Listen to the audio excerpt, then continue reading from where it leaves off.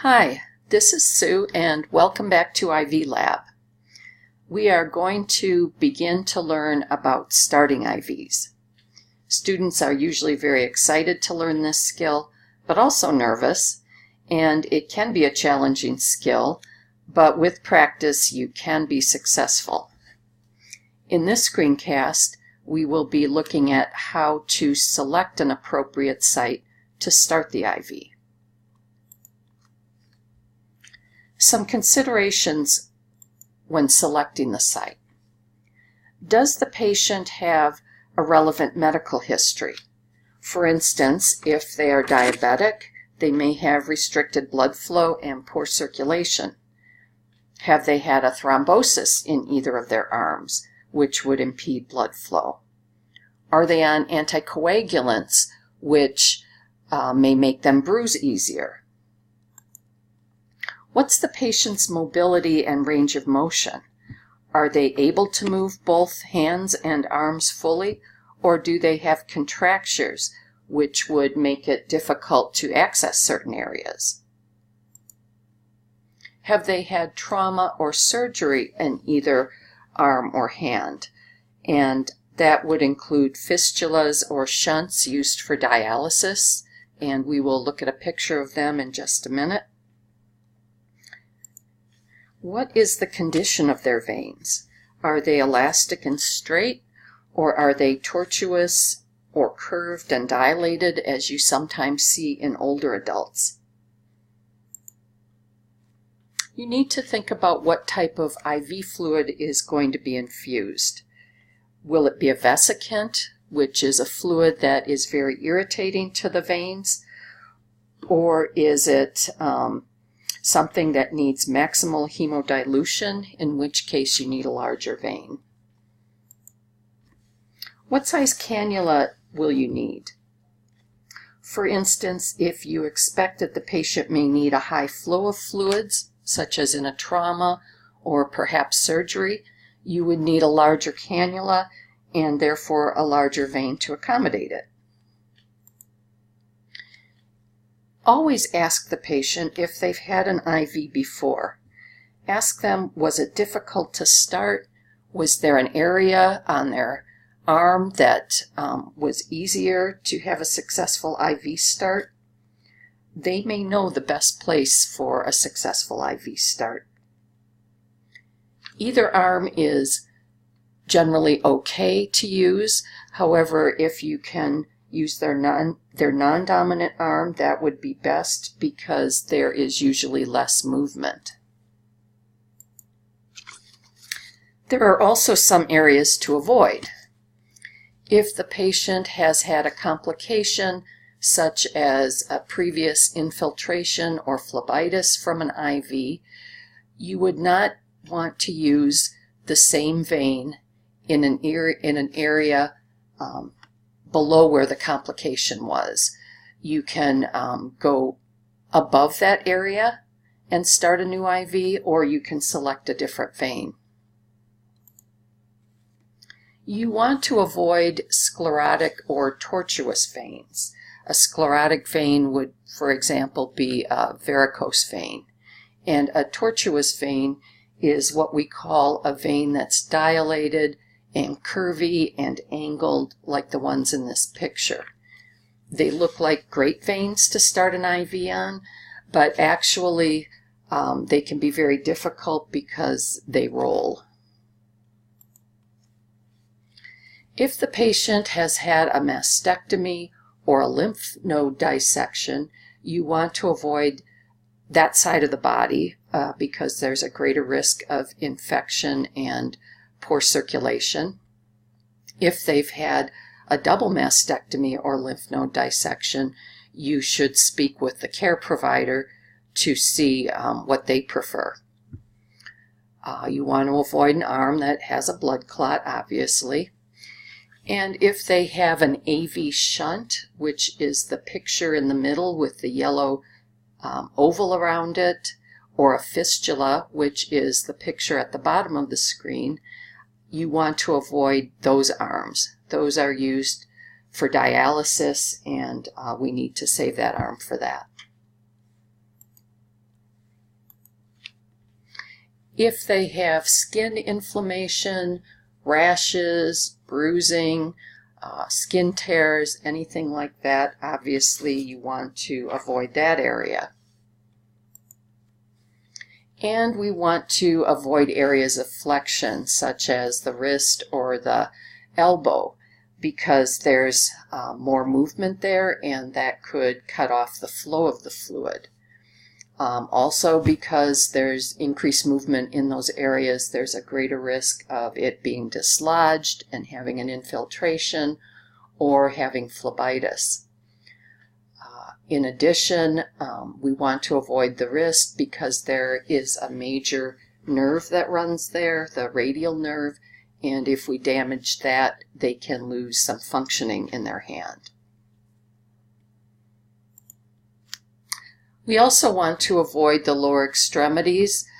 Sometimes it's used in infants because they're not up and walking yet, but for other folks, we don't want to start IVs in the lower extremities unless it's absolutely necessary in an emergency, because there is greater risk of phlebitis, of creating a deep vein thrombosis or an embolism.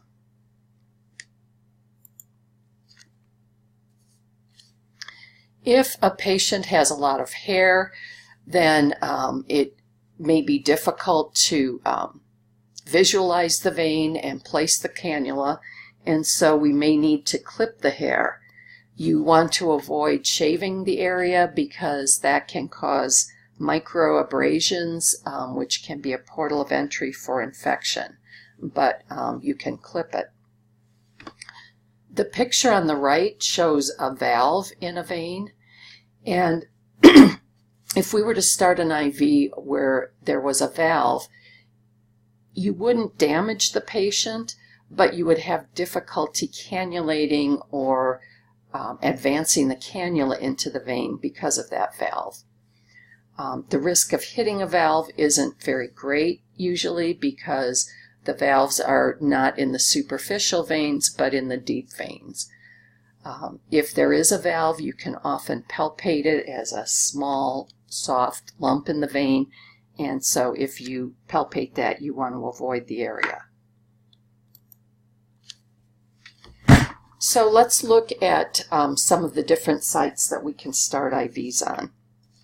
The first is the dorsum of the hand, which we would like to avoid if possible. It's not a great site because there's a lot of movement in the hand, which can cause phlebitis or dislodge the cannula, and there are a lot of nerves that we could damage as well.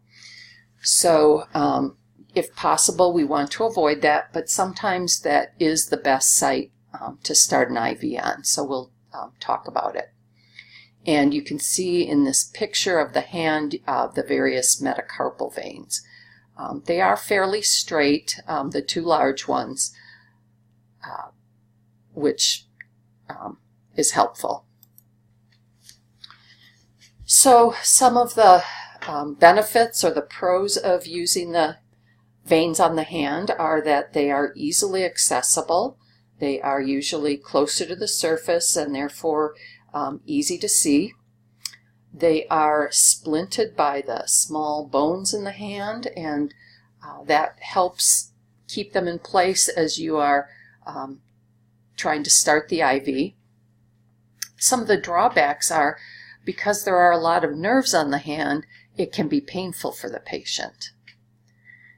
As I mentioned, there is a high potential of phlebitis because of the movement of the hands and the small size of the veins. The cannula inside can irritate the vein. And it would not be an appropriate site for a vesicant because if it were to infiltrate, you can cause a great deal of damage with the nerves, and they can lose function in their hands. Also, it's a positional area, and so a patient may need an arm board place to hold their hand still, and that can be very difficult for the patients and decrease their mobility and their ability to use that hand. We wouldn't want to use this site for somebody who uses their arms a lot. For instance, women in labor, people who use crutches or walkers would make it greater risk for phlebitis. So the vessels that we usually look to first are the vessels on the inner arm. And you can see in this picture the cephalic vein, which is on the lateral side or the thumb side of the arm, the basilic vein, which is on the other side, the pinky side of the arm, and then the medial vein, which runs from the palm right to the antecubital space in the middle of the bottom side of the arm.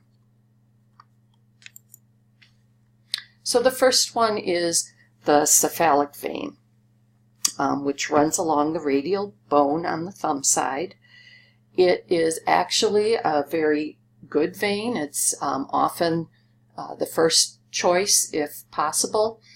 It's a large vein. It's relatively straight, so easy to cannulate or put the cannula in. It's a good size for large gauge needles, and therefore it's good if the drug is irritating or if we need to infuse blood. We can use a larger cannula. It doesn't impair mobility because it's not on the hand, and in general it's a good site. Some of the drawbacks are it is difficult to position it flush to the arm. So once the cannula is in and we tape it down, it doesn't lay flush just because of the anatomy. And so it can get caught on bed sheets. So you have to be careful of that. A bigger drawback is that there is the radial branch of the cephalic vein. And in the picture here, I've circled it in green. You can see that it runs along the wrist, and it's right next to a large radial nerve that would be very painful, but also if you damage it, they could lose function in their hand. It's a nice vein. If you look at it on your arm or someone else's, it's usually very easy to see, and you will see some healthcare providers actually using that vein because it is pretty easy to see. However, you do want to avoid it unless absolutely necessary because of its proximity to the radial nerve. So you want to stay several inches above the wrist. Another vein that is good is the basilic vein on the medial side of the arm by the pinky. It also is a nice large vein, very easy to puncture, a good, straight, strong vein, just like the cephalic, so a good one to use.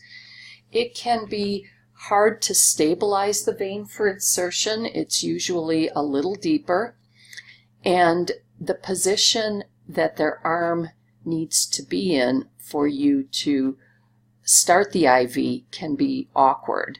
So it may be hard to position them during insertion, but there are ways to do that. And then the medial vein, which extends from the palm of the hand along the underside of the arm. And you can see that in this picture. It's a smaller vein than the cephalic or the basilic, so it cannot accommodate large cannulas. Usually, well, it depends on the size of the person, but usually only a 20 gauge needle or higher. It is easy to stabilize, however, and is nice and straight. Because it can't take a large cannula, it's not a good site for drugs or fluids that need to be diluted, such as vesicants, or if we're anticipating a high flow of fluid. Then there are the antecubital veins in the antecubital area, And if you look at this picture on this slide, there are actually three veins: the medial cephalic, the medial basilic, and the medial cubital branches. So you actually have three areas to start in the antecubital. Because this area of the veins are more proximal, they are larger, they are usually close to the surface, so they're easier to locate, easy to stabilize, nice and big. The problem is that these veins are generally reserved for the lab to do lab draws in, and so we don't want to put an IV there unless we have to. Also, they are often scarred from lab draws, or they can be scarred from lab draws, and so they may be difficult to start an IV on. Also, they're positional. Every time the patient moves their arm, it will cut off the IV flow, and so they would need an arm board, and that can be very difficult for the patient not to be able to bend that arm. So this picture just shows a couple of IVs, and you can see the veins that they were placed in. So the picture on the top, that IV is being placed in the cephalic vein, several inches above the wrist. You can see it's a nice straight vein. That's a really good one to go for. The picture on the bottom is what you should not do. That is an IV that was placed in the radial vein, very close to the wrist, and so it will be positional when they move their wrist, and it was a dangerous place to start it because of the radial nerve. It's possible that was the only site they had. And that you can see in the picture the cannula is not in all the way. I'm not sure why they did that, but that could be a problem as well. Midline catheters are a specific type of peripheral catheter. They are longer than a regular peripheral catheter. In a regular cannula is usually 1 to 1.5 inches long. A midline is approximately 7 inches long. So the benefit of using a midline catheter is where the fluid enters the patient's body, the vein is much larger, and therefore the fluid will be diluted very quickly. So it's good for vesicants. It also can last longer. It can last up to 4 weeks without needing to be changed. It's usually inserted in the basilic or cephalic branch of the antecubital fossa, and can look like a central line or a PICC line, which you will learn about. And so you need to make sure that you don't confuse it with that. Because it is a long cannula, that puts the patient at risk for another complication, and I want you to think about that. They have a long cannula in their vein that's rubbing against the lining of the vessel for a long distance. So what would they be at risk for? I hope you're thinking mechanical phlebitis, because they are. And we often will wrap their arm in warm blankets or warm packs to help dilate that vessel more so there's less irritation. They are at less risk for chemical phlebitis because of the dilution, but greater risk for mechanical. RNs can insert midline catheters. They need special training. In Colorado, LPNs, it's not in their scope of practice to insert a midline catheter, although they can insert other peripheral catheters.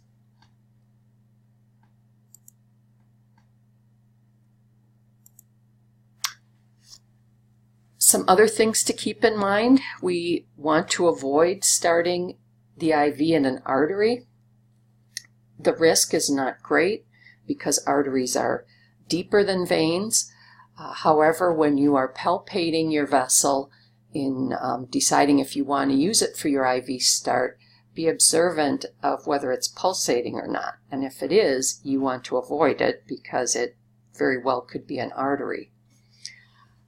They are deeper, however, they are closer to the surface in the antecubital area, so you want to be especially careful there. Also, the veins and arteries are closer together in the antecubital, as you can see in the picture. We also want to avoid nerves as much as possible. There are nerves on the superficial aspect of the arm in the skin, so you can't avoid them totally, but you want to avoid any major nerves, and you want to avoid irritating any nerves as much as possible. So, as I mentioned, we avoid the radial branch of the cephalic. Even though you may see some people using it, that's not good practice. You want to, if you're using the cephalic, go at least 4 to 5 inches above the wrist. You want to avoid the antecubital if possible. There are some large nerves there as well. And anywhere that you're starting the IV, if the patient experiences tingling or numbness, you've probably hit a larger nerve and you want to stop and immediately remove it and start a new IV somewhere else. When you are actually inserting the needle and the cannula, you don't want to probe around or fish around. That can be very painful. And when you insert the needle, you don't want to jab at it. You want to do a nice, smooth, one motion insertion. And we'll talk about that later. And that's the end of this taping. In the next tape, we will talk about actually inserting the IV.